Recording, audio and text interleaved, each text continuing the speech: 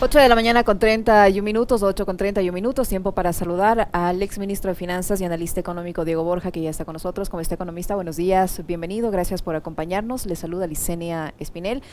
Como escuchamos en la introducción, el presidente de la República dice que se analiza una contribución extraordinaria, versión que ha sido ratificada por su ministro de Finanzas, una contribución extraordinaria con base en el ingreso per cápita de $1,000 percibido, dice, en las autoridades gubernamentales por el 4% de la población, según el ministro Cueva. Una contribución extraordinaria que de acuerdo a algunos analistas podría convertirse en esa contribución que se hizo cuando el país sufrió el terremoto de 2016. Se puede comparar lo uno con lo otro y solo ese 4% de la población ganaría esa cifra de $1,000. Se puede considerar a una persona que gana $1,000 o un poquito más de $1,000 como parte del sector pudiente de la población, además considerando que ya tributa el impuesto a la renta por $1,000. Buenos días, Licenia. Un cordial saludo para la audiencia de Pichincha Universal. Mire, desde hace varios meses atrás vemos a un ministro de Economía haciendo un regateo hacia la baja de quienes deberían pagar impuestos y contribuciones en el Ecuador. Antes de ser posicionado como ministro, ya decía que aquellos que ganen más de $550 deberían pagar. Luego dijo, no, no, 550 ni siquiera cubre la canasta básica, bueno, que sean de 900 para arriba. Ahora en este regateo de quienes deberían pagar, dice que debería ser aquellos que ganen más de $1,000. Y claro, con una justificación de que apenas el 4%, según dice la nota de Diario El Universo, ganaría más de esta cifra. Esto es un absoluto y total despropósito. Esto es continuar por una línea de política económica que siga grabando a los más vulnerables y a los más afectados. Y argumento por qué. El Ecuador viene teniendo desde el gobierno de Moreno una caída permanente del empleo y del ingreso. Ya en el gobierno de Moreno se terminó con apenas del 30% de la población económicamente activa como empleados adecuados. Eso quiere decir que solo uno de cada tres y un poquito menos de los ecuatorianos de la fuerza laboral tiene un empleo adecuado. El 70% no lo tiene. En un país donde la canasta básica está sobre $750 mensuales, pretender grabar a aquellas personas que tienen $1,000 de ingreso, que es apenas por encima de la canasta básica, en un país donde se ha perdido el empleo, donde se han quebrado cientos de miles de puestos de trabajo, de emprendimientos, de pequeñas empresas, de microempresas, en un país donde se dan fenómenos nuevamente como el del chulquero Don Nasa. Lo que se muestra es que simplemente se está queriendo grabar a aquellas personas que tienen una relación de dependencia con el sector público o con el sector privado de forma fácil. Y permítame decirle, ¿por qué no el ministro de Economía, que se supone que es una persona bien formada, y todo el equipo que se supone que son bien formados, no se centran en las fortunas más grandes? Mire, solamente le doy estos datos. En el Ecuador del año 2019, habían el 10% de los grandes grupos de ingresos, de las grandes fortunas, que acumulaban un total de activos de 66 mil millones de dólares. 66 mil millones de dólares. ¿Y sabe cuánto pagaban del impuesto a la renta? El 0,8%. 0,8%. ¿Por qué en vez de centrarse en las clases medias empobrecidas, en los trabajadores empobrecidos, que recién han recuperado ingresos, no se centran en estas grandes fortunas, a los que en cambio les están, por ejemplo, eliminando el impuesto a la herencia, dando un beneficio adicional a gente que además de toda esta gente, la mayor parte tiene su dinero en paraísos fiscales, en guaridas fiscales? Entonces, es un total y absoluto despropósito Es un plantear aquí golpe, se una puede contribución considerar, economista Borja, como se estaría preparando un golpe a la clase media, y ni siquiera a la clase media alta, sino a la clase media como tal. a los trabajadores y a la clase media. Ya digo, en un país donde la canasta básica es de $750, grabar a los ingresos de $1,000 como que fueran los grandes pudientes, más bien esto nos demuestra un país quebrado. Si solo el 4%, si solo el 4% tiene ingresos por sobre los $1,000, quiere decir que tenemos un país devastado, un país arrasado, un país económicamente retrasado. Y mostrar acá con una publicidad engañosa, como que estas personas fueran los más pudientes del Ecuador, es una falsedad y un facilismo. ¿Por qué no se centra el ministro y el gobierno de Lazo en las grandes fortunas que evaden impuestos, que tienen su plata en las guaridas fiscales y que acumulan la mayor parte del ingreso, de los activos, de las ventas y de los beneficios en el Ecuador. A estos 270 grupos económicos, por ejemplo, que tienen, como usted dice, activos superiores a los 40 millones de dólares, ¿cuánto podría recaudar el Estado si se aplica adecuadamente la ley tributaria a estos sectores, si ellos cumplirían adecuadamente con el pago de impuestos? Son muchos menos. Mire, son 109 grupos el que tiene estos 66 mil millones de dólares en activos. O sea, la fracción es del 0.01% de los ecuatorianos o menos. Y son los que acumulan la mayor cantidad de beneficios y pagan la menor cantidad de impuestos. ¿Por qué no se le impone contribuciones especiales a los que más han ganado? Los bancos, las grandes cadenas de distribución de alimentos, las grandes cadenas farmacéuticas, los grandes importadores que han seguido lucrando.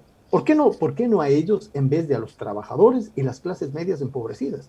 Entonces, es una visión verdaderamente explosiva que se fije en el reflejo de lo que sucedió en Colombia. En Colombia, el presidente Duque, por tratar de imponer a las clases medias empobrecidas colombianas, soportó una desestabilización económica y política de magnitud. ¿Quiere eso el gobierno de Lazo? ¿Quiere eso en realidad? Entonces, en ese contexto, plantear una consulta popular sería bienvenido, pues, que los ecuatorianos nos podamos pronunciar y decir si efectivamente queremos que se graben con estos impuestos, que se precarice aún más el trabajo. Para el presidente de Lazo, aquella persona, Lorenza, que gana por sobre $20 mensuales, alguito más, $30, ya sería una privilegiada, pues.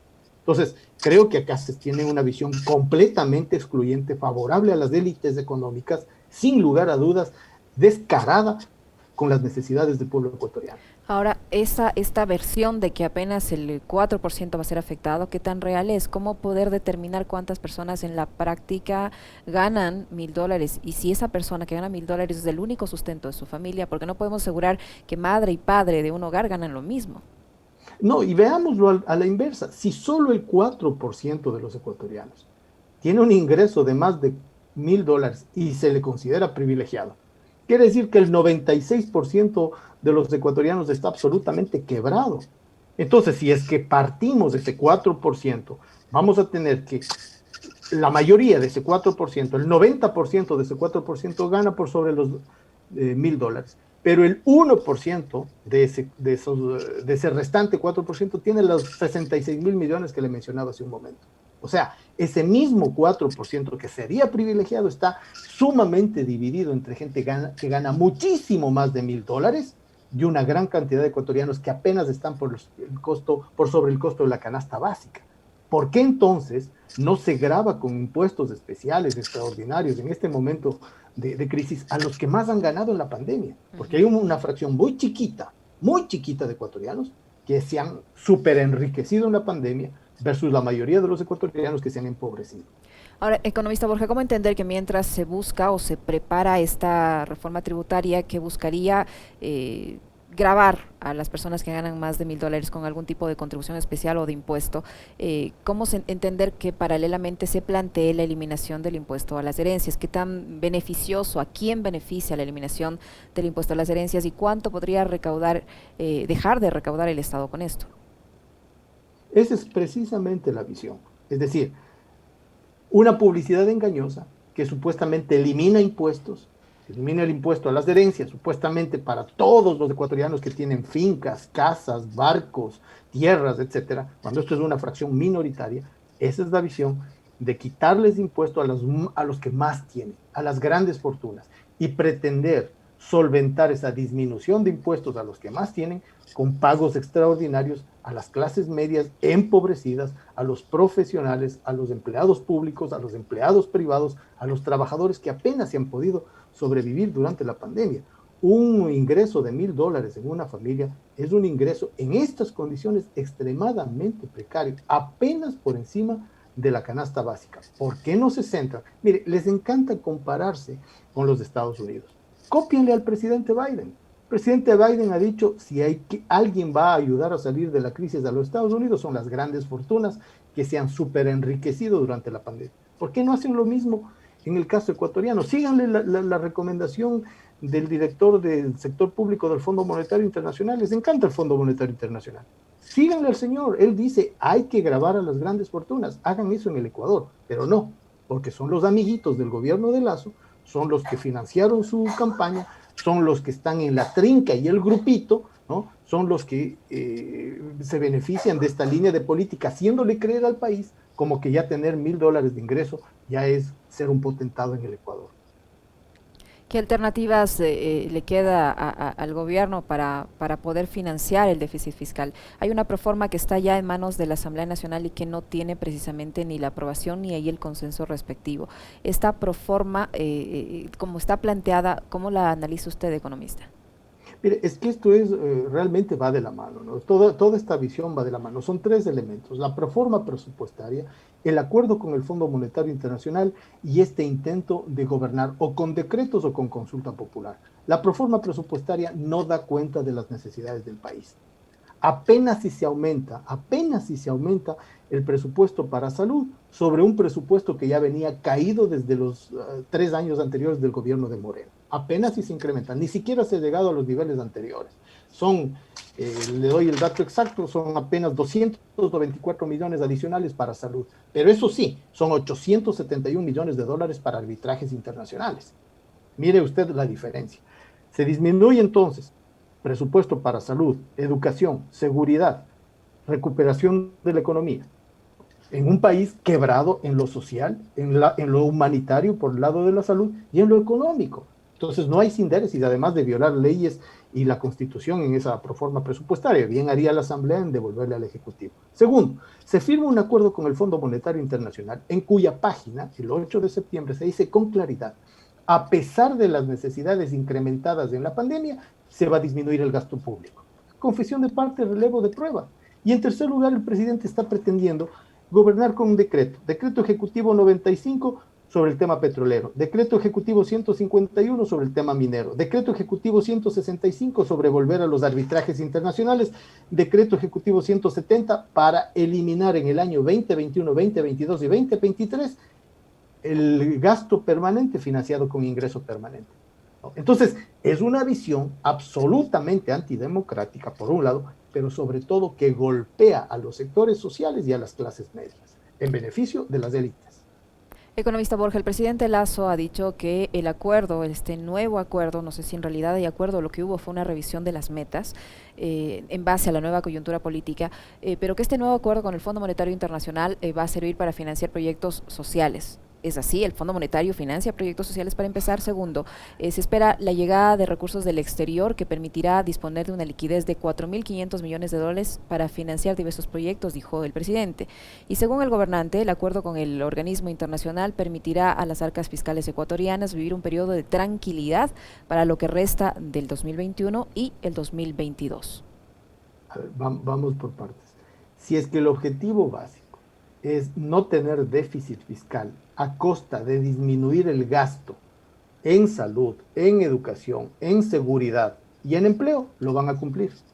Entonces, no se va a tener déficit, pero se va a tener una población súper empobrecida, súper quebrada, sin empleo y con mayor criminalidad y violencia.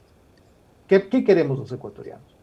Tener cero déficit, pero un país quebrado en lo social, en lo económico y en el ámbito de la seguridad. Todos los días vemos crímenes en el país, motivo de una inseguridad incrementada que no da cuenta el gobierno, ni en la proforma, ni en su visión, de pretender resolver ese problema. Entonces, creo que aquí no se está poniendo los caballos delante de la carreta, sino al revés. ¿Qué es más importante? En un momento en el que la economía está cayendo, mire, el propio Fondo Monetario Internacional, en las cifras de esta revisión que usted mencionaba, está diciendo que para el año 2021 apenas crecería el Ecuador en 2.75%. Eso es el crecimiento más bajo de la región latinoamericana, solamente por encima de Venezuela, ¿no? Y para el año 2022, 3.5%. Y se está diciendo que recién en el año 2025 regresaríamos a la situación del año 2019. O sea, 6 años después volveríamos a una situación anterior y precaria, porque el año 2019 fue una situación precaria con el gobierno de Moreno. Entonces, si se mantiene esta línea de austeridad, de contracción que dice en el acuerdo con el Fondo Monetario Internacional, difícilmente se puede pensar que hay asignaciones para los sectores sociales, para la educación, para la salud, para los temas de inequidad como del otro lado dicen en una publicidad engañosa. No hay relación. Si disminuyen los gastos y las inversiones, ¿cómo pueden lograr estabilidades sociales en un país donde ya la pobreza está en el 33% de los hogares? Presidente Correa dejó el Ecuador en el año 2017 con un nivel de pobreza del 22%. En el gobierno de Moreno se han subido 11 puntos en pobreza. Y ahora, si es que se mantiene esta línea de austeridad, seguramente vamos a volver al nivel de pobreza del año 2007 o del año 2006. Entonces, estamos retrocediendo a paso acelerado hacia el final del siglo XX, del año 99, donde Guillermo Lazo fue funcionario del gobierno de Maguad que le quebró a la economía. Ahora, el presidente dice que este acuerdo con el Fondo Monetario Internacional requerirá una reforma que involucra compromisos en el orden del 0,7% del PIB a partir del próximo año, para lo cual descartó que ocasione esta reforma movilizaciones como las que se vivieron en el país en el periodo del presidente Lenín Moreno. ¿Qué tan seguro podemos estar de que esta reforma no va a generar ese tipo de movilizaciones cuando estamos viendo que se intenta gravar a las personas que ganan más de $1,000? Mire, ojalá haya ahí un criterio de sensibilidad social y de cierto olfato político, porque la economía no es una ciencia exacta, no es como la física, no es como la química, no hay sectores afectados, gente afectada, personas afectadas, no son números, no son cifras. Entonces, si el gobierno no quiere que haya respuestas que ya están habiendo, estudiantes molestos porque se les mintió respecto del ingreso libre a la universidad y del ingreso gratuito. Ahora se quiere incluso cobrarles a los propedéuticos en las universidades públicas. Campesinos molestos porque se les ha incumplido con los precios de sustentación. Médicos y trabajadores de la salud de la primera línea de la pandemia molestos porque no se les paga ni siquiera sus haberes. Maestros secundarios y primarios molestos porque igualmente no se les cumple ni siquiera los pagos mensuales. Entonces tiene un país que está caotizado, que está afectado, que está obviamente alterado porque está en una situación extremadamente precaria. Si a eso que ya tenemos hoy día se le añade un aumento permanente de los combustibles, como continúa haciéndolo el presidente, a pesar de que dijo en campaña que no lo iba a hacer, si continúa pretendiendo gravar con impuestos a los más empobrecidos y a las clases medias empobrecidas, ¿qué se espera? Que la gente se quede tranquila y callada en sus casas. Sería un absurdo. La gente, si no protesta, entonces, ¿cómo va a obtener un mínimo de dignidad para vivir en el país? ¿Cuántos ecuatorianos han salido en el último tiempo migrando y huyendo del Ecuador, incluso a costa de sus vidas en la frontera entre México y los Estados Unidos? De lo que 80.000 ecuatorianos. es terrible, de lo que se conoce son alrededor de 70.000 que han sido detenidos, los que no lograron pasar, pero ¿cuántos más lo habrán logrado y cuántos otros se fueron de la vía legal con su visa respectiva y no han vuelto? Es una Poniendo cifra, en riesgo su vida. exactamente, Poniendo es en una cifra riesgo su vida. indeterminada. Entonces, que cuando la gente hace eso es porque está en el extremo. En el extremo, si va a poner en riesgo su vida es porque su vida ya está en riesgo en el Ecuador. Entonces, que el Ecuador sea sensible, que el gobierno del Ecuador sea sensible y que si no quiere que haya protestas, pues entonces responda a las necesidades de las grandes mayorías y no del pequeñito grupo de sus amigos. Ahora, ¿es posible que como parte de los compromisos con el Fondo Monetario Internacional, economista Borja, se intente gravar con el pago del impuesto a la renta, por ejemplo, a las remuneraciones adicionales, el 13º sueldo, el 14º sueldo de los ecuatorianos, y que por otro lado se plantee para el debate la eliminación del reparto de utilidades por el número de cargas familiares? El ministro de Trabajo ha señalado que se contempla la posibilidad de que todos los trabajadores reciban ese 15% de utilidades independientemente de sus cargas. ¿Cómo entender esas dos posiciones? Bueno, ya solo falta que empiecen a grabarles también a las pensiones jubilares, pues, que también los trabajadores jubilados paguen también impuesto sobre las pensiones. Entonces, es realmente un facilismo y una indolencia con la situación que viven los ecuatorianos. Facilismo porque es muy fácil a la planilla laboral público-privada restarle la contribución de impuestos, por ejemplo, el impuesto extraordinario. Facilito. Se da una orden y los empleadores públicos y privados restringen de la planilla al trabajador una cantidad X por este impuesto extraordinario. Eso es muy fácil, pero es indolente, porque le están quitando a personas que ya venían empobrecidas, a personas que recién acaban de obtener un trabajo. Si en el Ecuador hay familias que están más de un año en las que no pueden encontrar empleo, el papá, la mamá o cualquier otro miembro que haya estado antes en una situación de traer ingreso. recién recuperan el empleo, al menos uno de ellos, y ya se le quiere gravar con un impuesto. Entonces no hay compasión con la situación que está viviendo la familia ecuatoriana.